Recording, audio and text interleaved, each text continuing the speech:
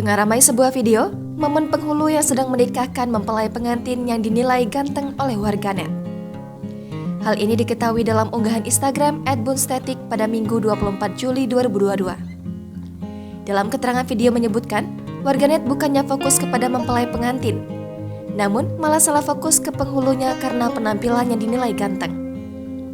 Terlihat pada video, momen haru pasangan pengantin yang baru saja meresmikan pernikahan mereka di hadapan penghulu dan keluarga besar. Namun, saat angle kamera beralih ke arah penghulu, warganet pun dibuat heboh karena penampilan penghulu tersebut dianggap masih muda dan ganteng. Menurut warganet, momen penghulu yang masih terlihat muda ini dianggap langka karena biasanya seorang penghulu adalah bapak-bapak tua. Banyak warganet yang memuji penampilan dari penghulu ini, walaupun terlihat penghulu itu dalam keadaan sedang memakai masker. Belum diketahui waktu dan lokasi rekaman video ini diambil. Namun diketahui, video itu diunggah pertama kali oleh akun TikTok @anggun pada Sabtu 23 Juli 2022. Video yang berdurasi 12 detik ini pun ramai ditanggapi oleh warganet.